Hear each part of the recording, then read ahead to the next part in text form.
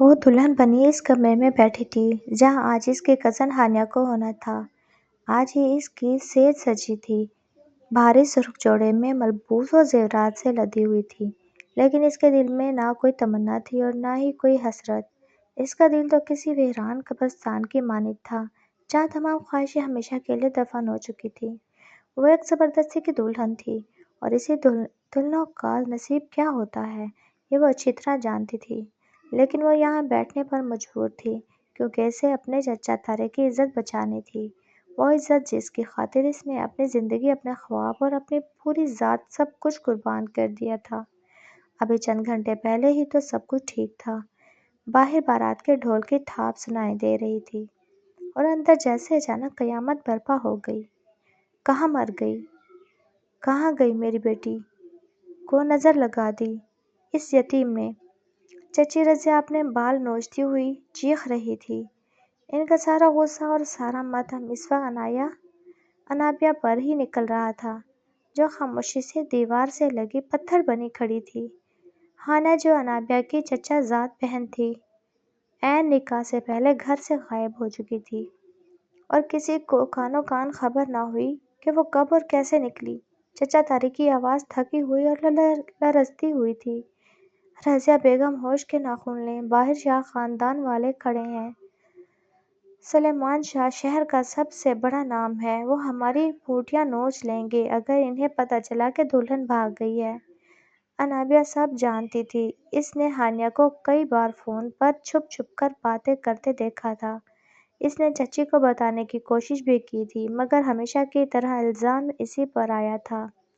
تیری نظر ہے میری بیٹی کے امیر رشتے پر، چچی نے اسے دھکا دے کر دور کر دیا تھا، اور آج جب ہانیہ سچ میں دور چلی گئی تھی تو سارا ملبہ پھر سے انابیہ پر ہی گر رہا تھا۔ باہر شور بڑھتا جا رہا تھا، ڈھول کی تھاپ بند ہو چکی تھی اور اس کی جگہ مردوں کی بھاری اور غصے میں بھری آوازیں آ رہی تھیں۔ طارق صاحب کو بلاؤ، کہاں ہے وہ؟ یہ سلمان شاہ کی گرجدار آواز تھی جو حویلی کے در و دیوار ہلا رہی تھی۔ چچا طارق کانپتے قدموں سے باہر گئے۔ انابیہ چچی بھی دبے قدموں دروازے تک آئیں جہاں سے لاؤنج کا منظر صاف نظر آ رہا تھا۔ لاؤنج میں ایان شاہ اپنے باپ کے ساتھ کھڑا تھا، سیاہ شیروانی میں ملبوس۔ اس کے چہرے پر غصے کے آثار نہیں تھے بلکہ وہ بالکل سپاٹ تھا، اتنا سپاٹ کہ اسے دیکھ کر خوف آتا تھا۔ وہ کسی زخمی شیر کی طرح لگ رہا تھا جو حملے سے پہلے بالکل خاموش ہو جاتا ہے۔ اس کی آنکھیں، جن کے بارے میں مشہور تھا کہ وہ کسی کو دیکھ لے تو اس کی روح تک کانپ جائے، اس وقت اپنے باپ کے چہرے پر جمی تھیں۔ سلمان شاہ نے سرد لہجے میں کہا، طارق صاحب، ہماری عزت کا جنازہ نکال دیا آپ نے۔ آپ کی بیٹی جو آج سے ہماری بہو کہلانے والی تھی، ہمارے نام پر کالک مل کر بھاگ گئی۔ چچا طارق کے ہاتھ جڑ گئے۔ شاہ جی میری بات سنیں، میں اسے ڈھونڈ رہا ہوں، وہ آ جائے گی۔ وہ نہیں آئے گی، ایان شاہ اس سارے معاملے میں پہلی بار بولا تھا اور اس کی آواز اتنی ٹھنڈی تھی کہ انابیہ کو اپنے خون میں سردی اترتی محسوس ہوئی۔ ایان نے ہاتھ میں پکڑا موبائل سلیمان شاہ کو دکھایا۔ اس نے میسج کیا ہے کہ وہ کسی اور سے محبت کرتی ہے اور اسی کے ساتھ جا رہی ہے۔ یہ سنا تھا کہ چچا طارق کے پیروں تلے سے زمین نکل گئی اور وہ وہیں فرش پر بیٹھ ڈھیر ہو گئے۔ سلمان شاہ نے فیصلہ کن لہجے میں کہا، یہ بارات واپس نہیں جائے گی طارق صاحب، اگر یہ بارات واپس گئی تو لوگ ہم پر تھوکیں گے، میری سیاست اور میری عزت خاک میں مل جائے گی۔ ایان نے اپنے باپ کی طرف دیکھا، بابا چلیں یہاں سے، مجھے اس گھر میں ایک پل نہیں رکنا، مجھے نفرت ہے ان لوگوں سے۔ مگر اسی لمحے چچا طارق نے اپنی پگڑی اتار کر سلمان شاہ کے قدموں میں رکھ دی۔ خدا کے لیے میری عزت نیلام نہ کریں، میری بھتیجی انابیہ ہے، میری بیٹی جیسی ہے، آپ اسے بہو بنا لیں، میری پگڑی کی لاج رکھ لیں۔ شاہ جی، کمرے میں مکمل سناٹا چھا گیا۔ سلمان شاہ نے ایک لمحے کے لیے سوچا اور پھر ایان کی طرف دیکھا۔ ایان شاہ نے دھیرے سے قدم اٹھائے، انابیہ کے سامنے آ کر رکا۔ اس نے سر سے پاؤں تک اس یتیم کو دیکھا جو خوف سے کانپ رہی تھی۔ اس کی آنکھوں میں نفرت اور حقارت تھی۔ ٹھیک ہے، نکاح اسی سے ہوگا، ایان نے اپنے باپ سے کہا۔ پھر وہ انابیہ کی طرف جھکا اور زہریلے لہجے میں بولا، لیکن یہ کبھی میری بیوی نہیں کہلائے گی، یہ صرف ایک سمجھوتا ہے، ایک قربانی ہے، اور قربانی کے بکرے کی کوئی خواہش نہیں ہوتی۔ انابیہ کے آنسو اس کے گالوں پر بہہ نکلے، اور اب وہ اسی شخص کے کمرے میں اس کی دلہن بن کر بیٹھی تھی۔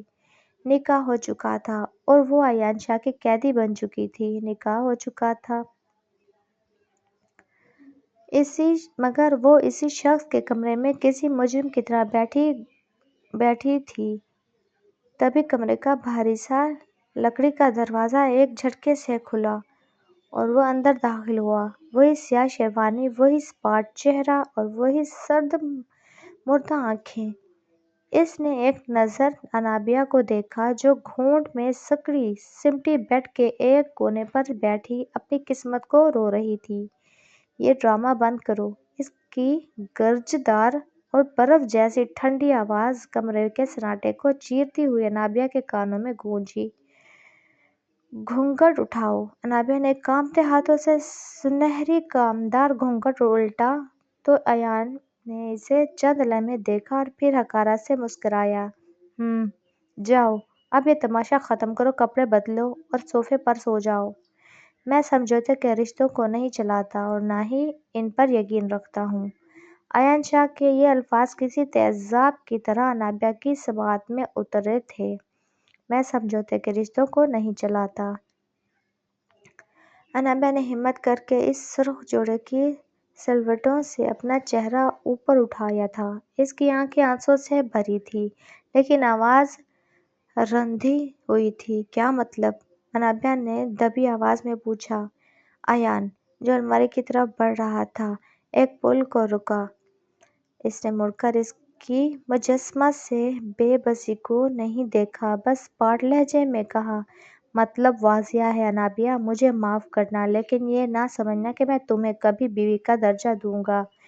وہ ایک لمحے کو رکا، شاید اپنے اندر کی نفرت کو الفاظ دے رہا تھا۔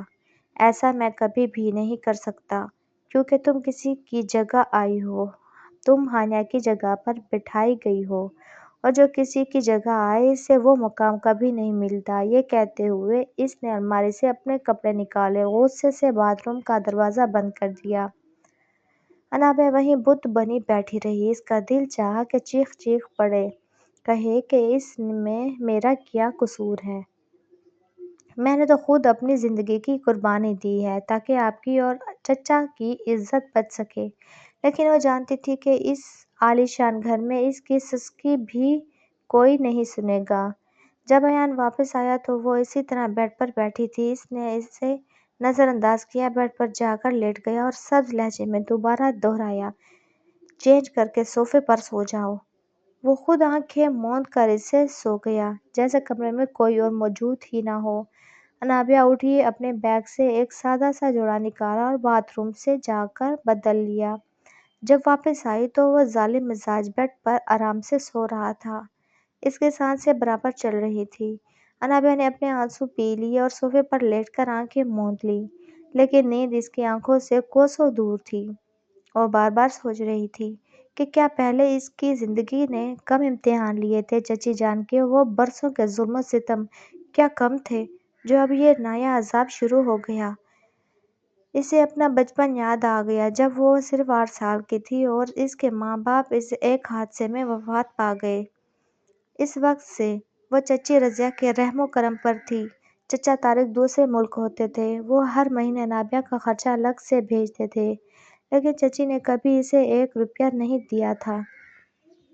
وہ ہانیہ کی پرانی اترن پہنتی تھی، بچہ کچا کھانا کھاتی اور دن رات گھر کے کاموں میں جتی رہتی۔ چچی کا بیٹا بھی ملک سے باہر تھا اور بیٹی ہانیہ، وہ پڑھائی کے بہانے کالج جاتی اور نہ جانے کتنے لڑکوں سے دوستیاں کر رہی تھی۔ انابیہ کو سب پتہ تھا، لیکن وہ خاموش رہتی تھی، اور جب کبھی ہانیہ کی کوئی فون کال پکڑی جاتی تو سارا الزام اس بیچاری انابیہ پر آ جاتا۔ منحوس تو ہی ہے، اسے بگاڑ رہی ہے۔ چچی اس کے بال نوچتی اور وہ روتی رہتی۔ انابیہ پڑھ لکھ کر کچھ بننا چاہتی تھی، اس جہنم سے نکلنا چاہتی تھی، لیکن چچی جان کے رویے سے لگتا تھا کہ وہ اسے مزید نہیں پڑھائیں گی، یہ تو چچا جان کی ضد تھی جس کی وجہ سے وہ اب تک پڑھ رہی تھی۔ اسے کالج جانے کا بے حد شوق تھا۔ وہ چچی کی منت سماجت کر کے ان کے پاؤں پڑ کر کسی نہ کسی طرح کالج چلی جاتی تھی۔ یہی سب سوچتے ہوئے کہ کب اس کی آنکھ لگی اسے پتہ ہی نہیں چلا۔ صبح جب اس کی آنکھ کھلی تو کمرے میں تیز روشنی پھیلی ہوئی تھی۔ اس نے گھبرا کر دیکھا، ایان بیڈ پر نہیں تھا، وہ جاگ چکا تھا۔ انابیہ کو ایک لمحے کے لیے سکون کا احساس ہوا، لیکن اسے اس شخص سے کوئی سروکار ہی نہیں تھا۔ اچانک اسے یاد آیا کہ آج تو اس کا سب سے اہم ٹیسٹ تھا۔ وہ کالج جانا چاہتی تھی کیونکہ اس کے فائنل ایگزامز ہونے والے تھے۔ وہ جانتی تھی کہ بے شک ایان نے اسے بیوی نہیں مانا، لیکن وہ اس کے نکاح میں ہی تھی۔ اگر اس گھر سے باہر جانے کے لیے اجازت لینا ضروری تھا۔ وہ ہمت کر کے اٹھی، شاور لیا اور اپنا وہی سادہ سا بیگ اٹھا کر کمرے سے باہر نکل گئی۔ وہ کمرے سے نکلی تو اتنا بڑا اور پرتعیش گھر دیکھ کر ایک پل کو ٹھٹک گئی۔ ہر طرف خاموشی کا راج تھا اور ملازم اپنے اپنے کاموں میں مصروف تھے۔ اسے ایان شاہ کو ڈھونڈنا تھا۔ اس نے ایک ملازمہ کو روکا۔ ایان صاحب کہاں ہیں؟ ملازمہ نے اسے حیرت سے دیکھا، شاید نئی نویلی دلہن کو صبح صبح شوہر کا پوچھتے دیکھ کر۔ پھر بولی، چھوٹے صاحب تو کب کے آفس جا چکے ہیں۔ انابیہ کا دل ڈوب گیا۔ وہ تو چلا گیا، اب وہ کیا کرے گی؟ اس کا ٹیسٹ بہت ضروری تھا۔ وہ ہمت کر کے ڈائننگ ہال کی طرف بڑھی جہاں سلیمان شاہ اکیلے بیٹھے ناشتہ کر رہے تھے۔ انابیہ نے جھجکتے ہوئے دروازے پر دستک دی۔ سلیمان شاہ نے اخبار سے نظریں ہٹائیں اور اسے دیکھ کر مسکرائے۔ ارے بیٹا تم آؤ، اندر آؤ۔ انابیہ دھیرے سے چلتی ہوئی ان کے پاس آئی۔ السلام علیکم انکل۔ وعلیکم السلام، بیٹھو بیٹا، آج تمہاری شادی کا پہلا دن ہے، کچھ خاص ناشتہ ہونا چاہیے۔ نہیں انکل، مجھے ناشتہ نہیں چاہیے، پلیز آپ سے ایک ریکویسٹ کرنی تھی۔ میرے ایگزامز ہونے والے ہیں اور آج میرا ٹیسٹ ہے، میں کالج جانا چاہتی ہوں، اگر آپ اجازت دیں تو۔ سلیمان شاہ ایک لمحے کو خاموش ہوئے۔ انہیں حیرت ہوئی کہ ایان نے اسے خود کیوں نہیں چھوڑا۔ وہ نرمی سے بولے، بیٹا یہ بھی کوئی پوچھنے والی بات ہے، تم کالج چلی جاؤ، یہ تمہارا اپنا گھر ہے، پڑھائی نہیں چھوڑنی چاہیے۔ انابیہ کے چہرے پر رونق آ گئی۔ اس نے تھینک یو بولا اور تیز قدموں سے چلتی ہوئی حویلی کے بڑے گیٹ سے باہر آ گئی۔ وہ راستے میں سوچ رہی تھی کہ کیوں اس کی زندگی اللہ نے ایسی بنا دی ہے جس میں کبھی سکون نہیں۔ ابھی نہ جانے کتنے امتحانات باقی ہیں، یتیمی سے لے کر چچی کے ظلم اور اب یہ زبردستی کی شادی۔ وہ آٹو کے انتظار میں سڑک پر کھڑی تھی کہ تبھی ایک کالے رنگ کی چمکتی ہوئی گاڑی اس کے قریب آ کر رکی۔ شیشہ نیچے ہوا اور جیسے ہی انابیہ کی نظر سامنے پڑی وہ ہکا بکا رہ گئی۔ سامنے ایان شاہ تھا جس کے ماتھے پر 100 بل پڑے تھے اور آنکھیں غصے سے سرخ ہو رہی تھیں۔ وہ کالے رنگ کی چمکتی ہوئی گاڑی جس کے سامنے انابیہ ساکت کھڑی تھی ایان شاہ کی تھی۔ ایان کے ماتھے پر 100 بل پڑے ہوئے تھے اور اس کی آنکھیں غصے میں دہک رہی تھیں۔ وہ اپنی گرجدار آواز میں بولا، گھر میں اتنی گاڑیاں موجود تھیں تو آپ کو سڑکوں پر یوں پیدل دھکے کھانے کی کیا ضرورت تھی؟ کیا شاہ خاندان کی عزت اب سڑکوں پر آٹو کے انتظار میں کھڑی ملے گی؟ انابیہ اس کے اچانک غصے سے بری طرح سہم گئی۔ اس نے ہکلاتے ہوئے جواب دیا، وہ گاڑیاں تو اب لوگوں کی ملکیت ہیں، میں تو بس ایک بوجھ ہوں اس گھر پر، اس لیے میں نے سوچا کہ خود چلی جاؤں گی۔ اس کے یہ الفاظ سنتے ہی ایان شاہ نے غصے سے اسٹیئرنگ پر زوردار ہاتھ مارا۔ Shut up, just shut up, گاڑی میں بیٹھو۔ انابیہ اس کے غصے سے ڈرتی ہوئی پچھلی سیٹ کا دروازہ کھولنے لگی تو ایان کا لہجہ برف کی طرح ٹھنڈا اور کاٹ دار ہو گیا۔ آگے آ کر بیٹھو، میں تمہارا پرسنل ڈرائیور نہیں ہوں جو تمہیں پیچھے بٹھا کر گھماؤں گا۔ انابیہ نے خاموشی سے کانپتے ہوئے فرنٹ سیٹ کا دروازہ کھولا اور بیٹھ گئی۔ گاڑی میں موت جیسا سخت طاری تھا، صرف انجن کی ہلکی سی آواز سنائی دے رہی تھی۔ انابیہ خوفزدہ سی اپنی انگلیاں مروڑ رہی تھی۔ انابیہ اور اس کی نظریں سڑک پر جمی تھیں۔ وہ ایان کی طرف دیکھنے کی ہمت بھی نہیں کر پا رہی تھی کیونکہ ایان جس طرح اسٹیئرنگ کو جکڑے ہوئے تھا اس کی انگلیوں کے جوڑ سفید پڑ رہے تھے۔ دونوں کے درمیان کوئی بات نہیں ہوئی، بس ایک بھاری خاموشی تھی جو انابیہ کا دم گھونٹ رہی تھی۔ ایان کے دل میں عورت ذات کے لیے جو نفرت بھری تھی وہ آج اسے ضمن انابیہ پر نکالنے کا موقع ڈھونڈ رہا تھا۔ وہ اسے بھی ہانیہ کی طرح مطلب پرست اور دھوکے باز سمجھ رہا تھا۔ کالج کے گیٹ پر گاڑی روک کر وہ سرد لہجے میں بولا، "کالج آ گیا ہے۔ آپ کا اتریں۔" انابیہ نے دھیمی آواز میں "جی ٹھیک ہے" کہا اور خاموشی سے اتر کر گیٹ کی طرف بڑھ گئی۔ اس نے ایک بار بھی مڑ کر نہیں دیکھا جبکہ ایان کچھ دیر اسے جاتے ہوئے دیکھتا رہا اور پھر گاڑی کو انتہائی تیز رفتاری سے دوڑایا دیا جیسے وہ اپنی بے چینی سے بھاگ رہا ہو۔ شام کو جب انابیہ گھر واپس آئی تو اس نے دیکھا کہ ایان لاؤنج میں اکیلا بیٹھا لیپ ٹاپ پر کام کر رہا تھا۔